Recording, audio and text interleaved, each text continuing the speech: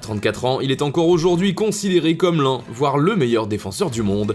Sergio Ramos a su se forger une carrière digne des plus grands et à devenir l'une des légendes du Real Madrid et du football en général. Après 17 saisons professionnelles, il est l'une des icônes de ce sport partout dans le monde, connu et reconnu pour être un défenseur rugueux, mais également comme un excellent finisseur. Retour sur son long et beau parcours. Sergio Ramos est né le 30 mars 1986 à Camas en Andalousie, une petite ville située dans la province de Séville en Espagne. Au départ, le jeune garçon ne s'imagine pas obligatoirement footballeur car il a une autre passion, la tauromachie. Le petit Sergio rêve de devenir toréador quand il sera plus grand, ce qui n'est pas vraiment du goût de tout le monde dans sa famille.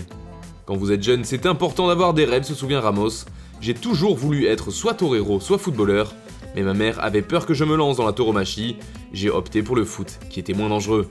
Un choix qui lui aura finalement réussi quand on voit le joueur qu'il est devenu.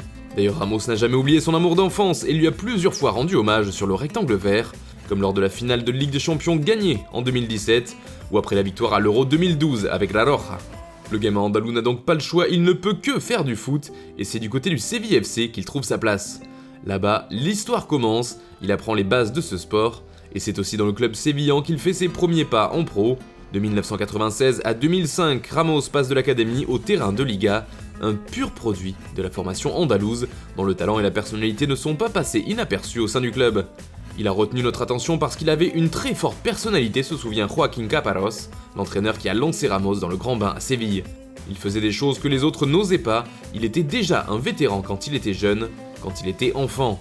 Je me souviens qu'avant de partir sur le terrain, il encourageait les poids lourds dans le vestiaire, et puis quand le match était terminé, il allait féliciter tous ses coéquipiers un par un. Ramos se fait remarquer par sa force de caractère, son assurance, et il monte rapidement les échelons. Il fait ainsi ses débuts dans le monde pro en entrant en jeu contre la Corogne le 1er février 2004, lors d'une défaite du Séville FC. Pourtant, c'est bien une victoire pour Ramos, qui reviendra à plusieurs reprises sur le terrain en deuxième partie de saison, et qui finit même titulaire 3 matchs de suite en toute fin d'exercice. Une place qu'il retrouve dès la saison suivante et qu'il ne quittera plus. En effet, le jeune Ramos découvre le haut niveau, il s'impose déjà et va connaître dans la foulée le niveau international. Le 6 mars 2005, il est appelé pour la première fois pour jouer avec l'équipe d'Espagne, ce qu'il fait à seulement 18 ans et 361 jours. L'été suivant, il est transféré contre 27 millions d'euros au Real Madrid, un transfert énorme pour l'époque, surtout pour un jeune joueur de son âge. Quelques doutes émergent vu le prix, et on se demande si le potentiel du joueur les vaut. Il avait du talent, mais on trouvait que son transfert était cher pour l'époque, se rappelle Pablo Polo, journaliste pour Marca. On n'imaginait pas qu'il allait arriver si haut. Finalement, ça a été une affaire. À ses débuts du côté de Séville, mais aussi au sein de la Casablanca, Ramos joue surtout au poste de latéral droit.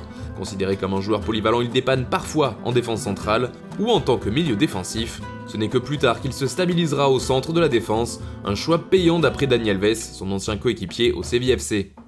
Sergio avait de grandes qualités à l'époque, il voulait simplement jouer arrière droit, mais nous pouvions tous voir en lui un bon défenseur central, un poste où il pourrait avoir du succès. Heureusement pour Sergio, sans parler de l'Espagne et du Real Madrid, il est devenu un défenseur central fantastique, admiré dans le monde entier. Je ne pense pas qu'il aurait eu le même statut comme arrière droit, il y jouait bien, évidemment, très bien, et il l'a fait à plusieurs reprises, y compris pour l'Espagne, mais il s'est vite rendu compte qu'il pouvait devenir l'un des meilleurs du monde dans une autre position. En fait, c'est sous José Mourinho que Sergio Ramos va s'imposer durablement en tant que défenseur central. Lors de la saison 2011-2012, il est installé par le Special One suite à la blessure de Ricardo Carvalho.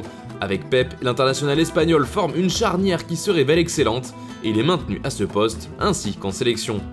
C'est à partir de ce moment que Ramos prend toute sa dimension et qu'il devient l'un des meilleurs défenseurs au monde, comme l'expliquait Dani Alves. Pourtant, il est loin de n'avoir que des qualités défensives, il l'a d'ailleurs prouvé tout au long de sa carrière. Solide face à un attaquant, il est aussi à l'aise avec un ballon. Doué offensivement, il est doté d'un vrai talent de finition, avec notamment un excellent jeu de tête. Un dernier atout avec lequel il a souvent brillé dans les moments chauds, en témoigne son but à la 94e minute pour arracher l'égalisation et les prolongations lors de la finale de Ligue des Champions de 2014. Une tête qui permettra au Real Madrid de remporter la C1 contre l'Atlético. Il marquera aussi en finale de l'édition de 2016 de nouveau contre les Colchoneros. Il entre au passage dans l'histoire en devenant le premier défenseur à marquer dans 2 finales différentes de Ligue des Champions. Plus le temps passe et plus Ramos bat des records pour un joueur défensif. C'est ainsi que le 19 juillet 2020, il est entré dans l'histoire en ayant marqué 11 buts sur la saison de championnat espagnol, faisant ainsi partie des rares défenseurs ayant marqué plus de 10 buts en Liga. Il est même le dernier depuis Ronald Koeman en 1994 avec 11 réalisations déjà, et le premier au XXIe siècle. Récemment, il a même franchi la barre des 100 buts sous le maillot merengue, un chiffre symbolique, encore plus pour un défenseur. Par exemple, avec la Casablanca, Ramos a marqué plus de fois que Zidane ou Figo, rien que ça. Les records sont secondaires au niveau personnel, mais cela fait toujours plaisir. 100 buts, ce n'est pas quelque chose que l'on arrive à atteindre tous les jours. Tant qu'ils servent pour enchaîner les victoires, je suis très content, avait déclaré Ramos après sa 100e réalisation avec le Real. Du point de vue offensif, le natif de Camas fait fort puisqu'il possède aussi le plus grand nombre de buts pour un défenseur en sélection, tout pays confondu. Il en est pour l'instant à 23 réalisations avec la Roja. Le capitaine du Real Madrid est aussi leader en ce qui concerne le plus grand nombre de buts pour un défenseur en Liga. La saison dernière, il est passé devant Ronald Koeman encore, bloqué à 67 unités. Ramos, lui, en est maintenant à 74. Finalement, c'est peut-être Giorgio Chiellini qui décrit le mieux ce défenseur, au talent tout particulier. Ramos a deux caractéristiques que quasiment aucun défenseur n'a. La première est qu'il est très technique, il pourrait être attaquant, c'est l'opposé de moi. La deuxième, c'est de savoir être décisif dans les moments importants, avec des interventions au-delà de n'importe quelle logique, même en provoquant des blessures, avec une ruse presque diabolique comme en finale de la Ligue des Champions 2018 face à Salah. Effectivement, l'international espagnol sait aussi être un défenseur rugueux, parfois à la limite du règlement, à l'instar de sa prise de judo peu orthodoxe sur Salah en finale, ou encore de son coude qu'il laissait traîner sur Karius lors de la même rencontre. Deux gestes qui avaient fait polémique, ce qui n'est pas vraiment justifié selon le principal intéressé. Purée, ils ont tellement parlé du sujet Salah, je ne voulais pas parler parce que tout s'exagère après. En regardant bien les images, il m'attrape d'abord le bras, et moi je tombe. D'ailleurs, il se blesse l'autre bras, mais les gens disent que je fais une prise de judo. Après, le gardien dit qu'il avait eu une commotion après un choc avec moi. Il ne manque plus que Firmino dise qu'il était enrhumé parce qu'une goutte de ma transpiration lui est tombée dessus.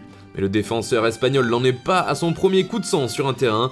En effet, cela fait déjà 10 ans qu'il possède le plus grand nombre de cartons rouges pour un joueur du Real Madrid. Il dépassait au passage la légende Fernando Hierro, à qui Ramos avait repris le numéro 4.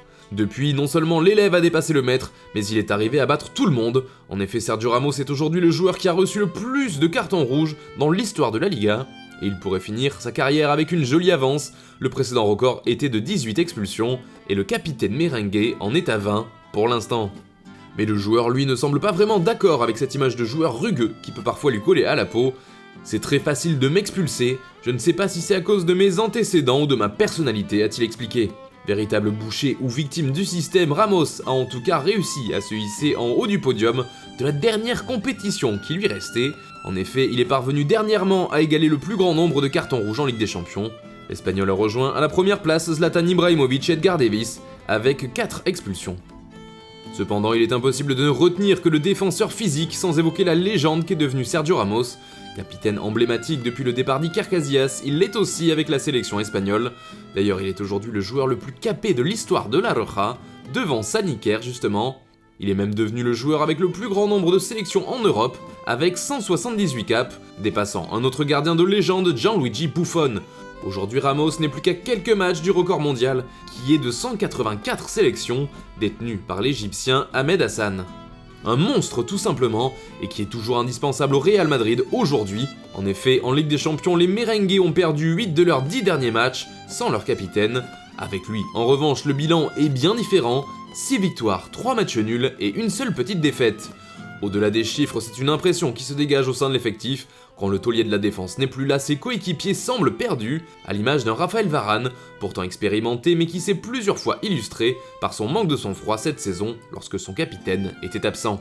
En club comme avec son pays, Ramos a tout remporté, de la Ligue des Champions en passant par la Coupe du Monde ou encore l'Euro. Seul ombre au tableau peut-être les distinctions individuelles, en effet l'ancien latéral droit n'a jamais remporté le Ballon d'Or par exemple. Plusieurs fois parmi les finalistes, il n'a pas fait mieux qu'une 6ème place en 2017. Un classement plus qu'honorable pour un défenseur, plus qu'aucun joueur de ce poste n'a remporté le trophée tant convoité depuis Fabio Cannavaro en 2006. Ces derniers mois, on parle surtout de Ramos à propos de sa prolongation, ou plutôt de son absence de prolongation de contrat. Libre en juin prochain, les négociations n'ont toujours pas abouti et font régulièrement les gros titres de la presse espagnole. Au départ, les difficultés financières du Real Madrid liées à la pandémie mondiale étaient avancées pour expliquer ce retard de prolongation.